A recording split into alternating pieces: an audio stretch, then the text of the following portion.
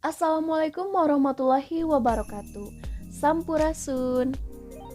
Perkenalkan, saya Dea Eka Sartika dari Prodi Pendidikan Matematika STKIP 11 April Sumedang dengan dosen pembimbing Ibu Dr. Yuspita Yusuf SPD MPD. Di sini saya akan membahas materi mengenai sistem koordinat kartesius. Mari kita simak video penjelasannya. Sebelum lanjut, silakan untuk like, comment, and subscribe di channel ini ya. Nah, kali ini saya akan membahas materi matematika kelas 8. Buat kamu yang duduk di bangku kelas 8 tentu udah gak asing dengan koordinat kartesius kan? Apa yang terlintas dalam pikiranmu ketika mendengar koordinat kartesius? Apakah sebuah titik, garis, sumbu X, atau sumbu Y? Coba perhatikan pada gambar berikut ini. Suatu hari, Ari akan berkeliling kota untuk membeli beberapa barang yang ia butuhkan. Ari mengunjungi beberapa tempat seperti supermarket, taman kota, dan tempat kerajinan.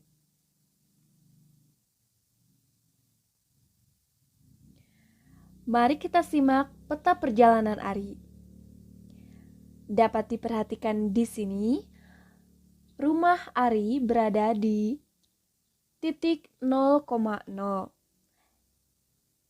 Nah, kemudian Ari melanjutkan perjalanan ke supermarket, lalu ke taman kota, dan ke tempat kerajinan. Apakah sudah bisa dipahami dalam menyimak peta perjalanan ini? Tentu bisa ya. Baik, mari kita lanjutkan. Dari gambar peta perjalanan tadi, tentu kamu sudah bisa menyimpulkan apa sih yang disebut dengan sistem koordinat kartesius. Mari kita simak penjelasannya. Pengertian sistem koordinat kartesius.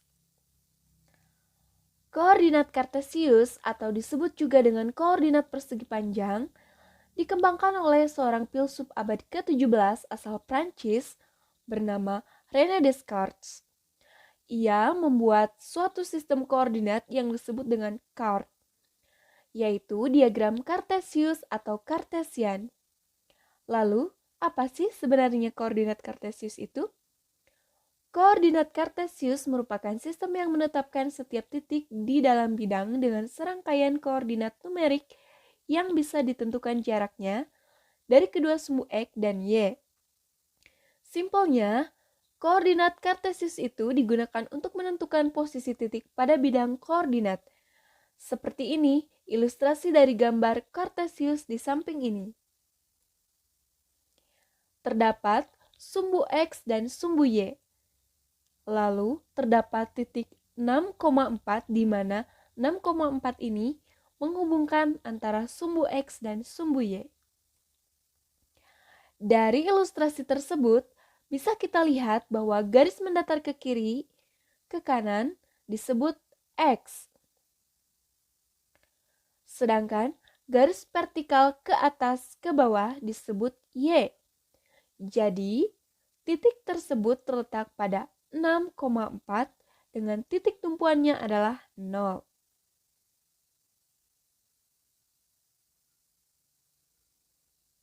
Kemudian, ada cara membuat koordinat kartesius. Yang pertama, membuat garis bilangan.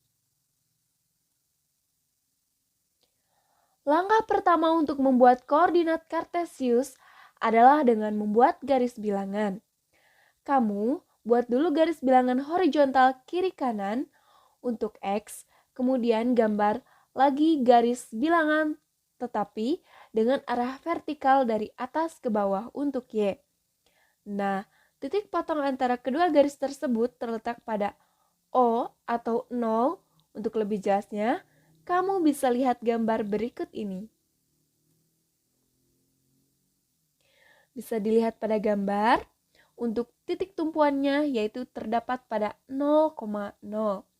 Terdapat sumbu X dari kiri ke kanan dan sumbu Y dari atas ke bawah.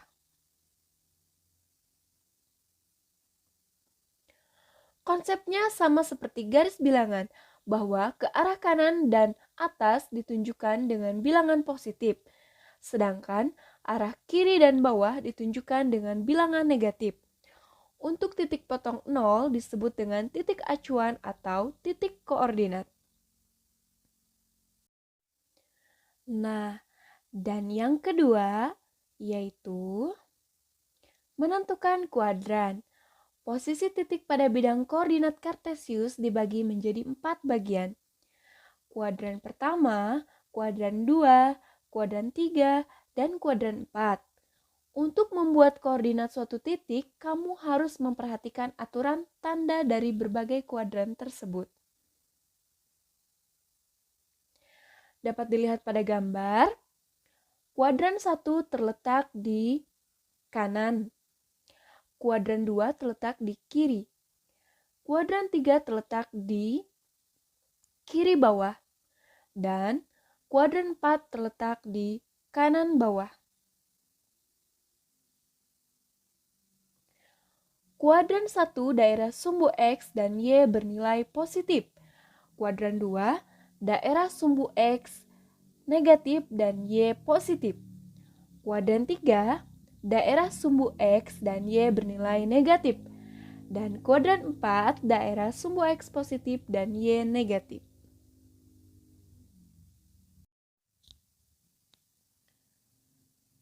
Kemudian, cara yang ketiga yaitu menulis titik koordinat. Koordinat selalu ditulis dengan aturan sebagai berikut. Yang pertama, jarak titik dari garis horizontal X ditentukan terlebih dahulu atau disebut dengan absis.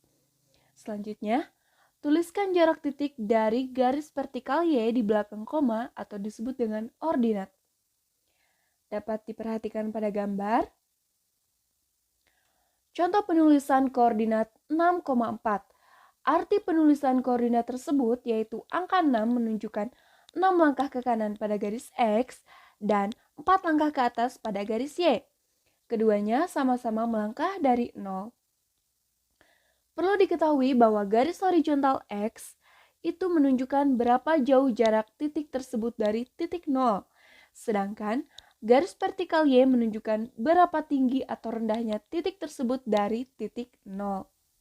Dari beberapa cara tadi, adapun manfaat dalam mempelajari sistem koordinat Kartesius. Di antaranya,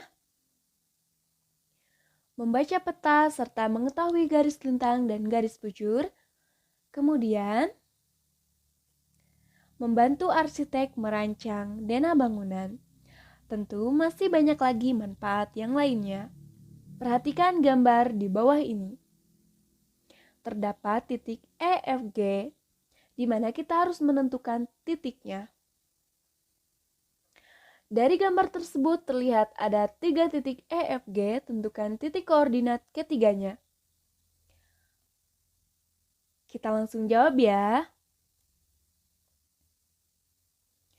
Titik E berada pada koordinat 2,2 diperoleh dengan cara bergerak horizontal ke kanan sejauh 2 langkah satuan.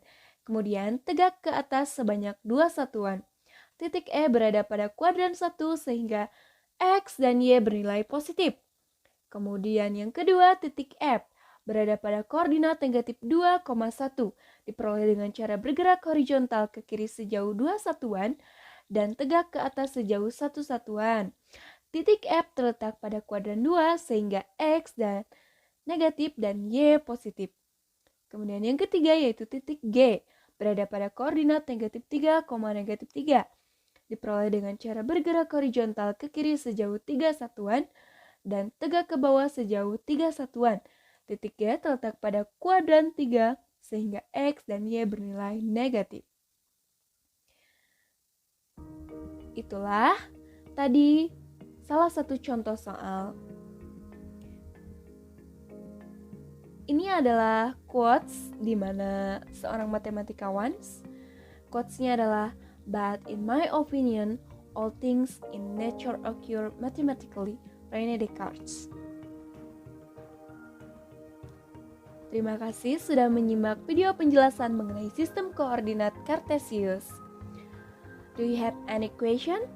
Apabila teman-teman semua ingin bertanya, silakan ditanyakan melalui email atau bisa melalui akun Facebook dan akun IG. Terima kasih atas perhatiannya. Mohon maaf apabila banyak kekurangan. Sekian dari saya.